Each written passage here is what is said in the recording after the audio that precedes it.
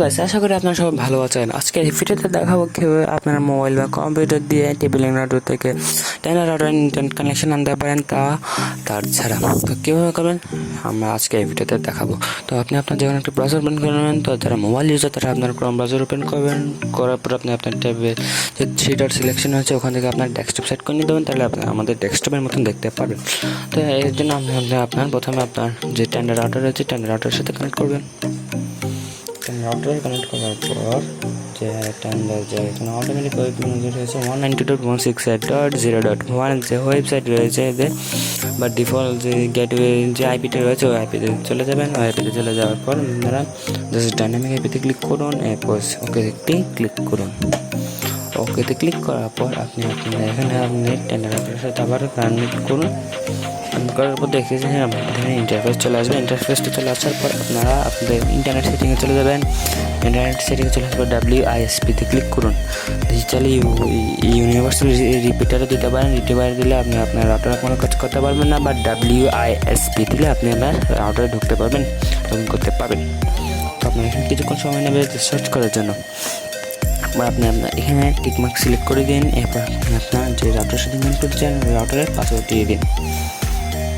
তো আমি পাসওয়ার্ড দিলাম, এরপর কানেক্টে ক্লিক করুন। এখন আমাদের রাউটারটা রিবোট হবে।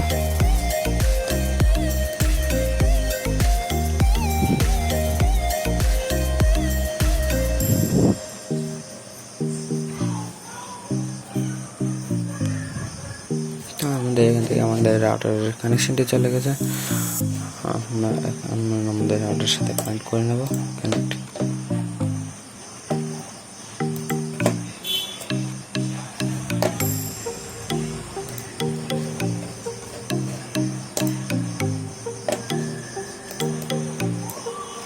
এরপর হলো আমাদের কী হবে, যখন কানেক্ট করবো আমাদের রাউটারের রিমোট অ্যাক্সেসটি বদলে যাবে।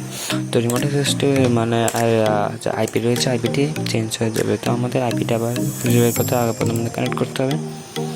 কানেক্ট করার পর আপনি আপনার যারা মোবাইল ইউজার রয়েছেন তারা আপনাদের মোবাইলের ওয়াইফাই সেটিংয়ে যাবেন। ওখানে গেটওয়ে নামে যে আইপিতে দেওয়া আছে ওটা হলো আপনি আপনার রাউটারে লগ ইন করার জন্য। তো এমনি আমার যে ইন্টারনেট রয়েছে ওটার মধ্যে আমি ইন্টারনেট চলে আসলে এখন আপনার রাউটারকে লগ ইন করবো। তো আমার এটা যখন ডিফল্ট যেটা রাউটার সেট করে থাকে তাহলে আপনি কী করবেন, নাইনটা এখানে দেবেন যে 11 দেবেন। 1.1 দিলে আপনারা আপনাদের ওয়েবসাইট যে টেন্ডার রাউটারের মধ্যে লগ ইন করতে পারবেন। এরপর আপনি আপনার এখানে চাইলে নামটি চেঞ্জ করে দিতে পারেন। এবং পাসওয়ার্ড দেবেন যে WPA2PSK মিক্সড। তো এরপর আপনি আপনার পাসওয়ার্ড দিয়ে দেবেন। এরপর ওকেতে ক্লিক করলাম যে আপনার পাসওয়ার্ড দিয়ে করতে পারবেন। এরপর চাইলে অন্যান্য যে ফিচার্স রয়েছে এই ফিচার্সগুলো ইউজ করতে পারেন। তো হচ্ছিল আজকে আমাদের ভিডিওটি ভালো লাগলে চ্যানেলটি সাবস্ক্রাইব করবেন, পাশে বেল আইকনটা বাজিয়ে দিন। আরেকটি কথা রয়েছে যে যারা আপনাদের প্রবলেম ফেস করেন তারা আমাদের ট্রেনিং গ্রুপ রয়েছে, গ্রুপে জয়েন করতে পারেন। তো গ্রুপের লিঙ্ক ভিডিও ডেসক্রিপশনে দেওয়া আছে। আশা করি আপনারা সবাই গ্রুপে জয়েন করবেন। তো দেখা হচ্ছে অন্য একটি ভিডিওতে। See you next time.